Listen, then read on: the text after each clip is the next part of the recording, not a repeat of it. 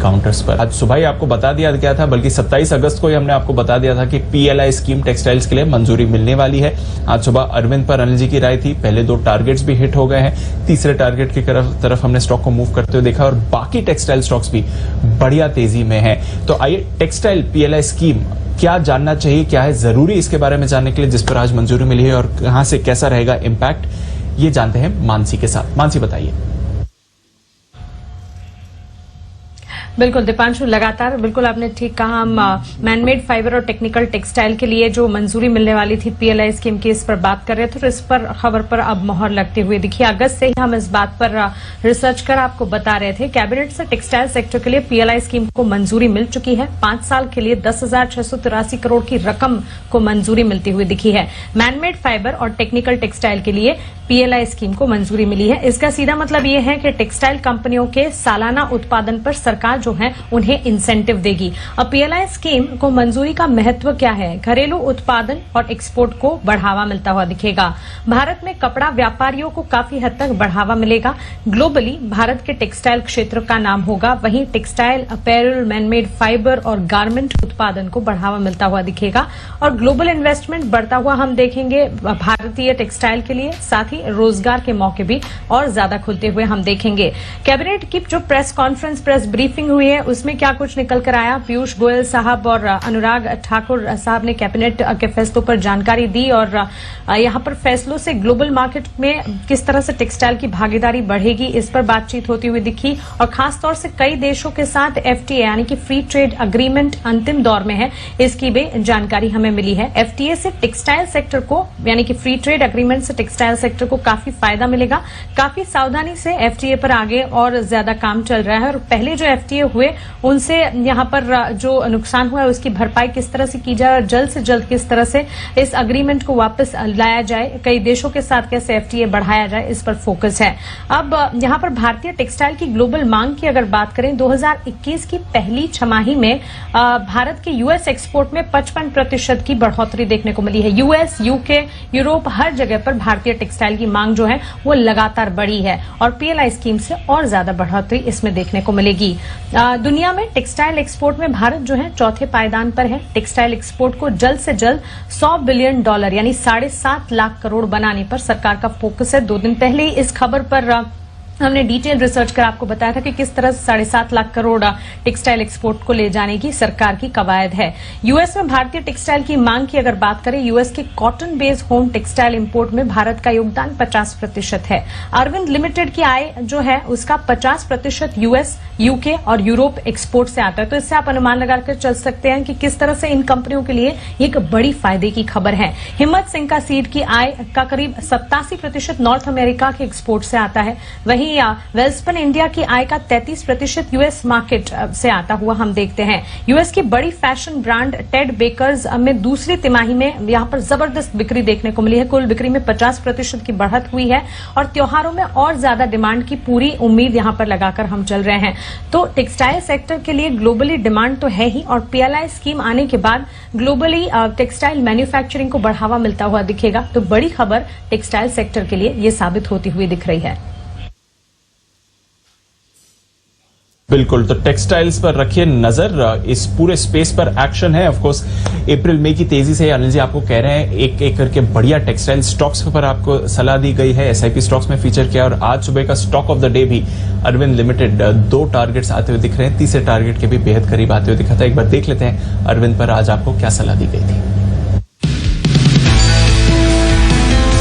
दीप, एक सेक्टर जिसका लगातार हमने बार बार जिक्र किया, रिकमेंड किया और कहा कि ये सेक्टर ऑफ द ईयर है, इस पर फोकस करिए, वो है टेक्सटाइल। तो अरविंद लिमिटेड आज मैंने इसीलिए स्टॉक ऑफ द डे के तौर पर लिया है। 92 रुपए के स्टॉप लॉस के साथ खरीदारी करनी चाहिए। जो शॉर्ट टर्म ट्रेडर्स है वो स्ट्रिक्ट स्टॉप लॉस 92 का रखें। 97, 99, 103 ये 3 टारगेट है जिसके लिए रखिए आप इस पर नजर। आज मैंने pick of the day Arvind Limited दिया था, उसका दूसरा टारगेट 97 का पहला टारगेट 99 का यानी कि 99 रुपए का दूसरा टारगेट भी हासिल हुआ। 7% मजबूत है, टेक्सटाइल शेयरों में सबसे मजबूत ये आज प्रदर्शन करता हुआ दिख रहा है।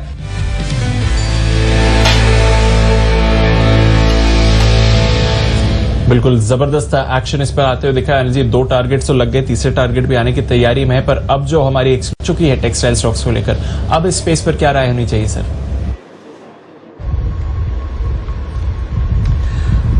राय बिल्कुल सिंपल है दीप, बिल्कुल बेचना नहीं है। अगर आप इन्वेस्टर हैं, व्यू रखते हैं आप मिनिमम 6 महीने का और मैक्सिमम 2 साल का, तो अभी भी तेजी है।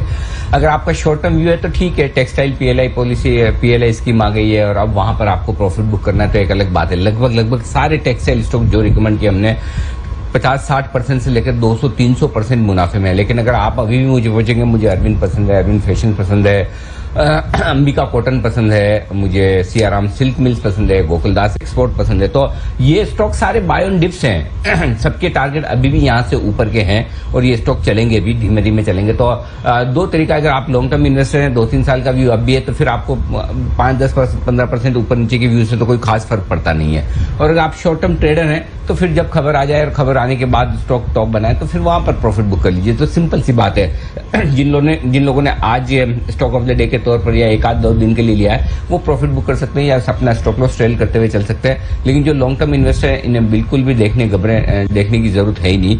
ये स्टॉक जैसा for example Siyaram silk mills, हमारा 500 रुपए का टारगेट है ही, उसमें कोई सवाल ही नहीं है। इस तरह के सारे, अभी एग्जैक्ट तो मुझे सबके टारगेट्स याद नहीं है, लेकिन निश्चित तौर पर ये सारे स्टॉक्स आपके पोर्टफोलियो में अब भी होने चाहिए, कोई दिक्कत नहीं। और जब भी आपको मौका मिले गिरावट में, वहां पर आपको खरीदारी भी करनी चाहिए। तो टेक्सटाइल स्टॉक पे हम तब भी बुलिश थे, आज भी बुलिश है।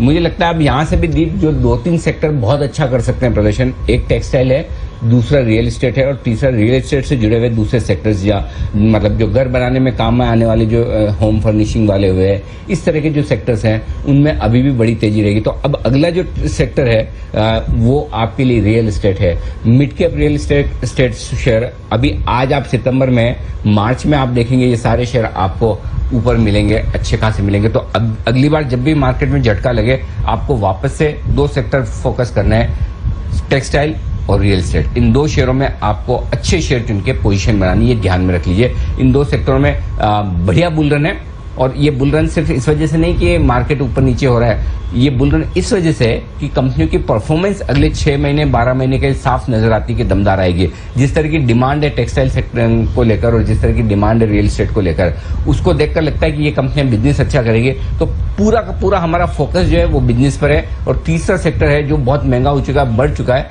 वो है ई कॉमर्स का। ई कॉमर्स वाली कंपनियां आप सारी देख लीजिए। आज भी IRCTC, इंडिया मार्ट, आज सुबह कुणाल जी राकेश जी ने रिकमेंड किया, जोमेटो देख। सो आई होप आपको आज का वीडियो अच्छा लगा होगा। अगर अच्छा लगा तो प्लीज़ नीचे सब्सक्राइब पे क्लिक कर देना, बिकॉज जब आप सब्सक्राइब करते हैं तो इट मोटिवेट्स अस, ठीक है। तो मैं अपने वीडियो में क्या करता हूँ, जो भी इम्पोर्टेंट न्यूज़ होती है वो मैं लगा देता हूँ, सो दैट आपको उसकी टाइमली इन्फॉर्मेशन मिल जाए। तो इसीलिए सब्सक्राइब करना मत भूलना। नीचे सब्सक्राइब का बटन है, उस पर जस्ट आपको क्लिक करना है एंड चैनल सब्सक्राइब हो जाएगा।